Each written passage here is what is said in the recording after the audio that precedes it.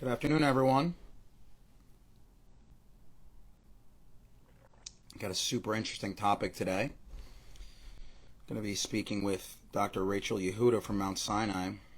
Hi. Hey, Rachel, how are you? Good. How are you? How's it going? Thank you for. So I think that was pretty smooth for your first time logging on to IG Live. No? Pretty smooth indeed. Thank you. Thank you. Okay, perfect. I just want to make sure before we start. Do you have your AirPod in for your ear, or no? That's fine. I can still hear you as long as I can hear you. That's all that matters. So I'm going to do a brief introduction just while everyone's logging on here. Okay. We have the pleasure of speaking with Dr. Rachel Yehuda today. She's a world-renowned leader in PTSD. She's the director of the Center for Psychedelic Psychotherapy and professor of psychiatry and neuroscience at the Mount Sinai School of Medicine. She's also director of the Traumatic Stress Studies Division. Dr. Yehuda has authored more than 450 papers, chapters, and books in the field of PTSD and runs a federally funded clinical and research program.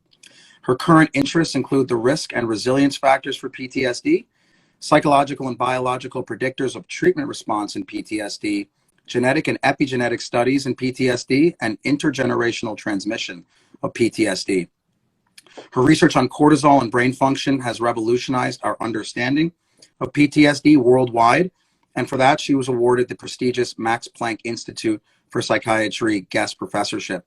She's also been elected into the prestigious National Academy of Medicine, and as background, she received her PhD from UMass Amherst and completed her postdoc from Yale. So here to discuss a topic that I find absolutely fascinating, and that's psychedelic psychotherapy, which is a revolutionary development over the last few years. And Dr. Yehuda is a world-renowned leader in that field. So again, thank you for joining us, Rachel. Really a pleasure to speak with you. Thanks for asking me. Well, wonderful. So let's just get started for the general public. What exactly is PTSD and how does it develop? Well, I think by now almost everybody knows what PTSD is. It stands for post-traumatic stress disorder, and it's a condition that can occur following exposure to extreme trauma. And about 90% of people will experience at least one trauma in their lives. Um, Only between 15 and 25% of those people will get PTSD, but it's estimated that at any given time there are about 350 million people who suffer from PTSD worldwide. So it's an enormous public health problem. The symptoms of PTSD really revolve around the traumatic experience. There are distressing recollections of the event that come into your mind, either provoked or unprovoked. And generally, when a memory of trauma occurs, a person has the same kind of fight or flight reaction that they had when they were trying to survive the trauma in the first place. So it's very distressing. And you can't really change the channel on it once the memories start coming. So people develop all sorts of strategies and behaviors to avoid thinking about the trauma. It usually doesn't work. They get a lot of physiologic reactivity. They can't sleep. They can't concentrate. They get angry or hypervigilant. Um, but I think kind of the worst set of symptoms, if that's not bad enough for you, is that people walk around really feeling guilty or ashamed or depressed. There are profound changes in the way that people view the world after they've been exposed to trauma. So personality changes, feelings that you've lost a sense of safety and interpersonal trust. And of course, PTSD is a feeding ground for other mood and anxiety disorders and addictions. So it's actually a big problem. Yeah, I mean, I think in short, what you're saying is that PTSD in its worst forms can wreck someone's life completely.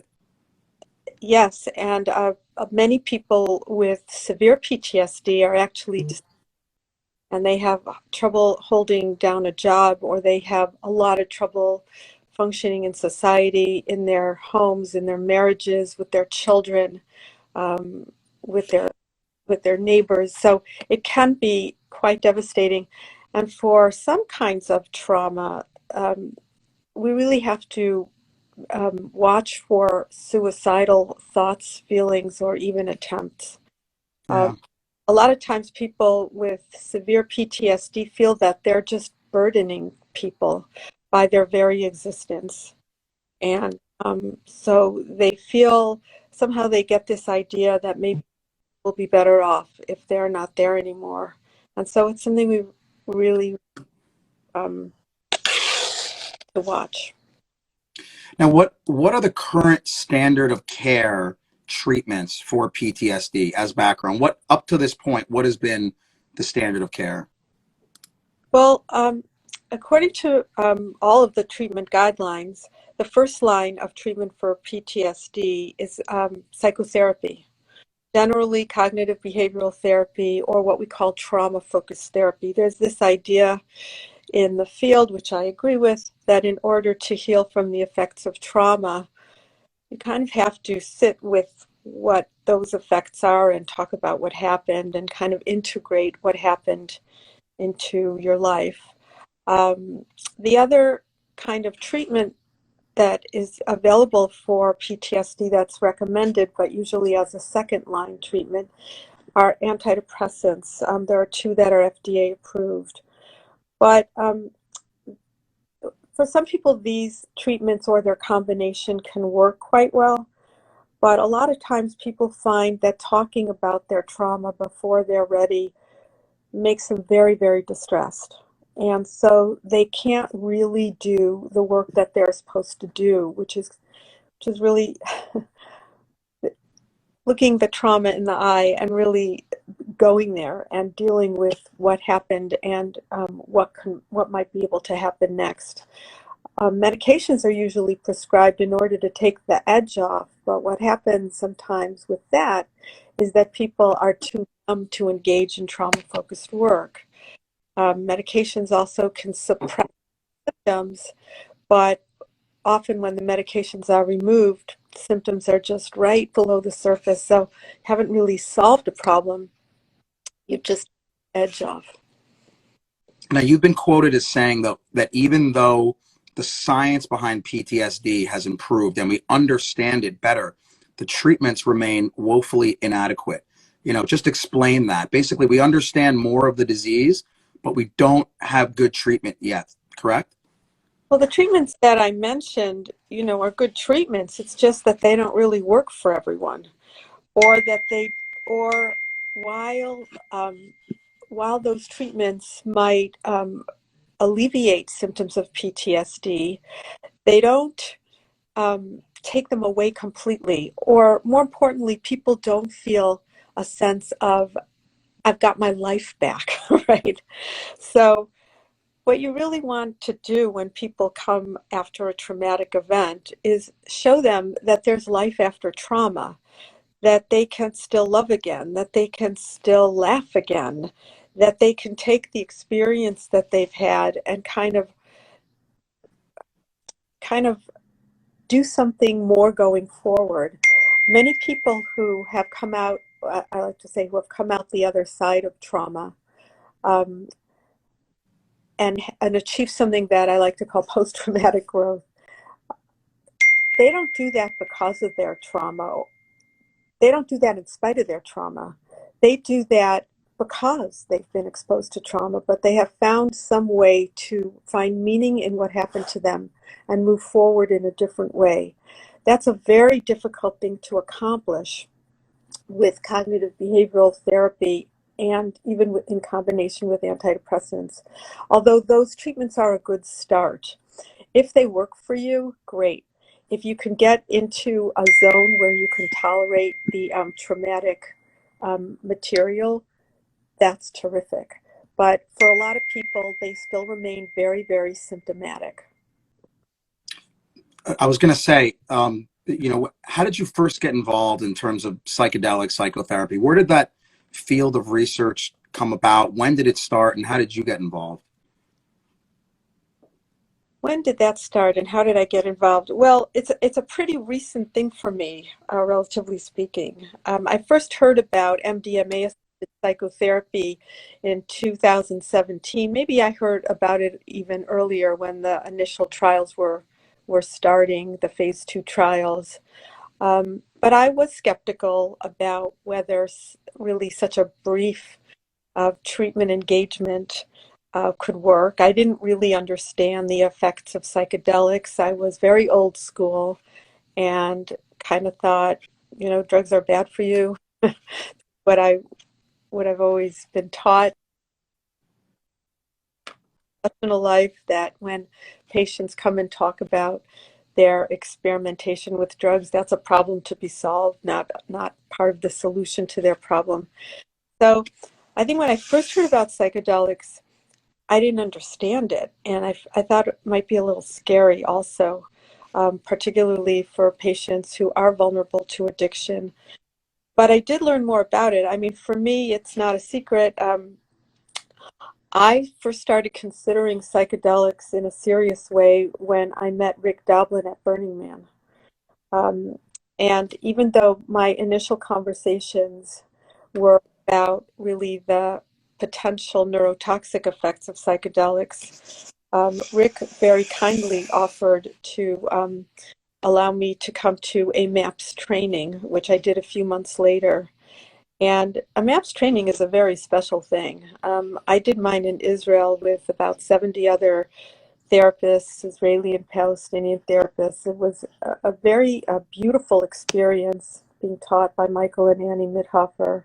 And you're totally immersed in what psychedelics do for people for about a week. I mean, that you wake up in the morning and you go to sleep, and all you do that day is learn about psychedelics and watch videos and talk to people about it. And by the end, I thought, wait a minute, trauma survivors really need this. Why aren't they getting this? What are the barriers? How can I be part of the solution? How come this isn't available to our veterans who could really benefit from this? And so I asked whether I could participate in some studies, and we decided to set up a center at Mount Sinai um, that is also in collaboration with the Bronx VA, so that we could do research in this area and hopefully expedite the process of, on the one hand, FDA approval, and on the other hand, really adoption in mental health and traditional mental health and psychiatry, should the data continue to be as good as they are seeming to be right now. So, just as background, so everyone heard you, you guys focused on using MDMA, which is typically known as ecstasy, on the street. How does that drug work, and why did you pick that particular psychedelic to focus all your research on? Well, I'll answer the second question first, even though I like to answer questions in the order that people ask me. The reason that we have focused mostly on MDMA, although we will be starting a trial with psilocybin also, is because the FDA designated it a breakthrough treatment for PTSD. I've spent my entire life studying PTSD, trying to come up with solutions for people who have been exposed to trauma since the late 1980s. I was involved in some of the first research in Vietnam veterans, and we basically created an entire research program for Holocaust survivors and their children, and for victims of 9/11, and for interpersonal violence. I mean, this has been a singular focus. So if the FDA designates something to be a breakthrough treatment for PTSD, I would imagine my colleagues and I would be all over it, and we were. Now, the second question is how MDMA works. So I can traditional answer. I can tell you about the serotonin 5-HT1A receptor that is activated by MDMA and other psychedelics. I can tell you that that MDMA releases a lot of neurotransmitters, not only serotonin, but also dopamine and norepinephrine. I can tell you that it releases oxytocin and prolactin and cortisol. I can tell you in short about the pharmacotherapy, the drug, but I'm not sure that would explain why the drug works, because a lot of the drugs we have in psychiatry also stimulate the same biologic systems. I think what's happening with a psychedelic is something direct action of the drug while the drug is being ingested. I think there are other processes that have yet to be figured out, that have to do with opening up critical periods of plasticity and other things. What the MDMA seems to do is open a person up so that they can explore their trauma, that they can have more compassion towards themselves, which trauma really that they caused.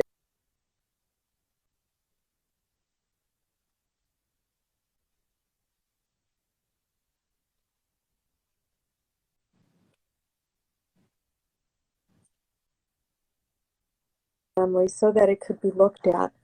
So really, the MDMA isn't, curing the PTSD or treating the PTSD directly. It's just creating an environment that is optimal for the patient to do the trauma-focused work that they have been needing to do, but hasn't been possible to do. So just taking the psychedelic isn't going to solve the problem of PTSD. But having the intention and preparing to have an experience where you can look at the trauma in a very careful way, with people that you trust, spending several hours just focused on you and your experience, and then having a chance to really talk about it through integration afterwards. I mean, that can be a real opportunity for someone to really open that door in their brain that they have kept shut because they don't want to look at that monster behind the door. Maybe the MDMA gives you the courage to open that door and look.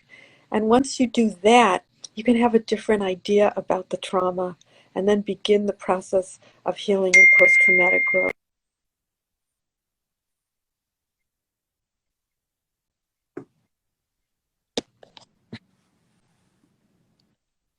Perfect. Are you still there? I think you got some really Yeah. bad Wi-Fi going on. Are you all right? Can you hear me? Yeah, can you hear me? Perfect. There you go. Now, I was going to say, you mentioned earlier that you had a chance to experience the MDMA protocol, basically, when people undergo this type of therapy, which is very different than the recreational use of ecstasy. Take us a little bit through what the typical treatment protocol with MDMA looks like.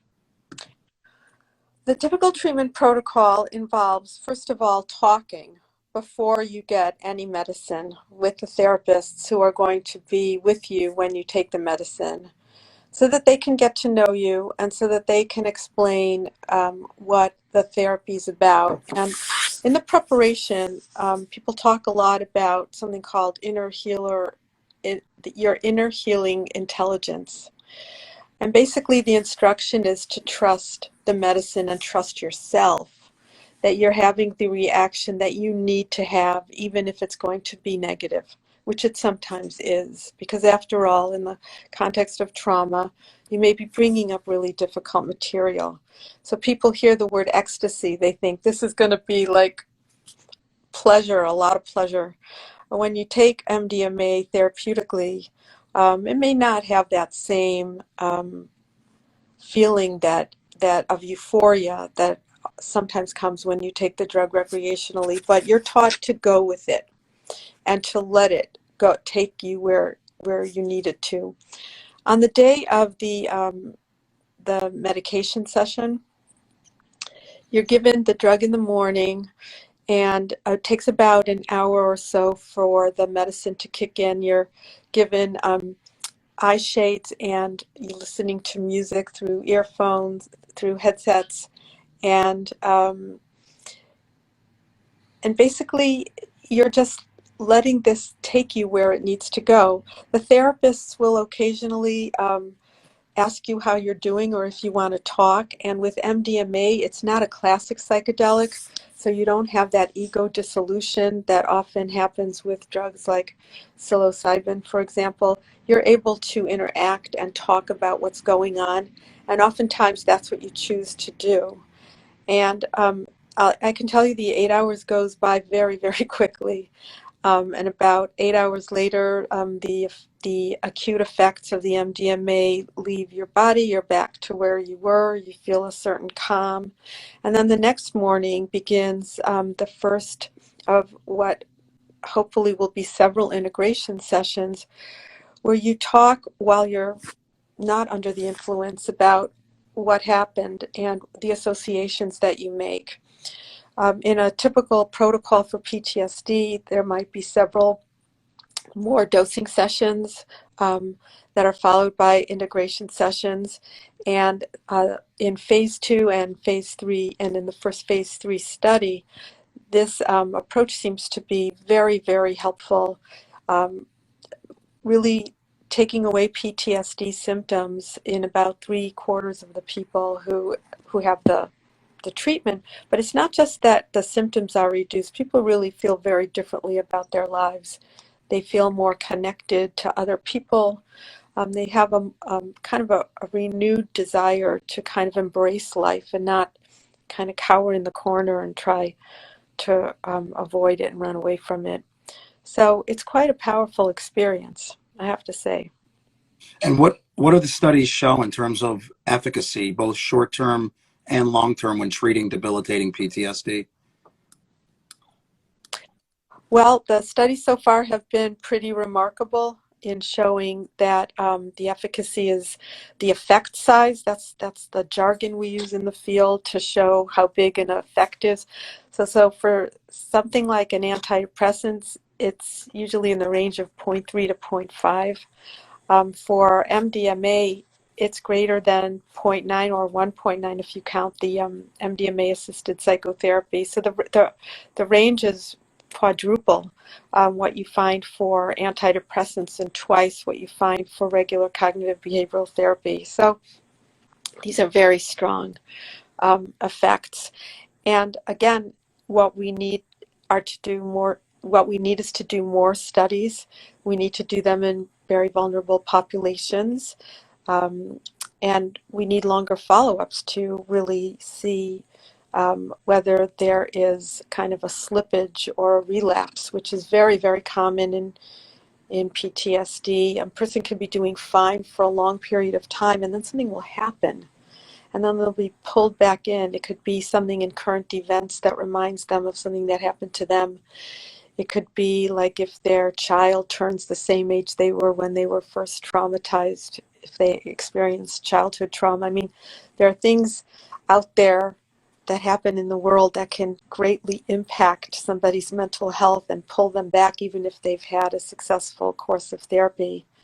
So one hopes for people who have been fortunate enough to get better from MDMA that, next time something very provocative happens in the world that would normally trigger them and make their symptoms worse, that they would say, hey, you know what? I'm okay. I'm really okay because I have a new way of looking at the effects of trauma and my reactions to it. So, these are, again, on the one hand, we know a lot and there's an impatience to make this available for people. On the other hand, we really don't know that much, and we have to keep learning. I think ideally we have to keep learning while we can make things available to people, and I hope that there will be more trials at least, um, so that if it takes a while for these drugs to become FDA approved, there will still be opportunities for people to have it. And of course, we're going to have to train therapists so that people know how to work with these medicines. But in general, it's an exciting time for psychiatry and science. It's a very hopeful health problems. And the last 2 days, I kind of half attended on and off a very inspiring symposium that was held by the National Institute of Health. And I think the National Institute of Health is now very excited about the potential for psychedelics and are going to start really liberating federal funds for scientists and clinicians to do clinical trials and investigate mechanism of action. So I think this is a wonderful development, and it really heralds in a new era. So I think this is just something that people can really feel good about. Yeah, I mean, you guys started a center for psychedelic psychotherapy up at Mount Sinai. What are the initial data show you about how the mind works? The fact that you use the psychedelic not to treat the PTSD, but just a way to get into the mind to open it up so people are more accepting of therapy. I mean, is that something that's going to be going on for more than just PTSD? But what about manic depressive or depression in general? Are we going to start using psychedelics to make therapy more beneficial? So you've asked me a lot of questions in that one question. So I'm going to try to unpack that. We have to understand why and how the experience of taking a psychedelic can result in very enduring and transformational effects. That's the scientific problem, right? How can something that just took 7 hours really, last a lifetime? And the reason I'm not afraid of that question or daunted by it in any way is because that's the identical question that I was confronted with when I first started studying PTSD. In fact, the whole field didn't understand how can an event that takes, I don't know, 10 minutes or an hour to get raped, how long could it take? 15 minutes, an hour? How can that event really stick with you and color the rest of your life? That was why people had trouble understanding what PTSD was to begin with when it first came out in 1980, because our models of stress and fight or flight were that as soon as you remove the threat, you start to heal, you get better. Models of stress, your physician, you're taught in medical school that just if a person suffering from stress, the answer is remove the stressor, right? But in trauma, that wasn't enough. The war was over, and combat veterans were still reacting to the threat of combat during peacetime. We figured out that answer, and we figured out that there are many epigenetic and molecular changes that occur during trauma or even beforehand, that's at the stage for a reaction to trauma, that will then change the way that gene expression patterns in stress systems work. So we know that epigenetics can really explain why a short event can have really enduring effects. And I think the same thing is going to be true for psychedelics, a short effect having enduring effects, probably through the same epigenetic mechanisms. And that is what we're going to study. And what I like to call what we're going to study, the biology of integration, because the interesting epigenetic changes are not at the end of the 8 hours. They're at the end of the 3 months. They're after you've had a chance to really incorporate and internalize the gains. And so we're going to have to start looking at the effects of a medicine, not only for their short-term acute pharmacologic effects, but also for the processes that they kindle or that they initiate that then take a life of their own and really are the expressions or the agents of change themselves. Super fascinating work. It sounds like it's going to be a very exciting next 5, 10, 15 years when it comes to psychiatry, neuroscience, the integration of psychedelics and therapy, opening up the mind so that it's more susceptible to the benefits of therapy. It's been half an hour. I know you're super busy, Rachel. Thank you again for all your time. Great work you're doing, very inspirational. Thanks to all our listeners. This podcast is going to be available online, just like all the rest, and we look forward to seeing you guys next week. So thanks again, Rachel. Really appreciate it. Have a great weekend. Bye-bye. Take care. Bye, everyone.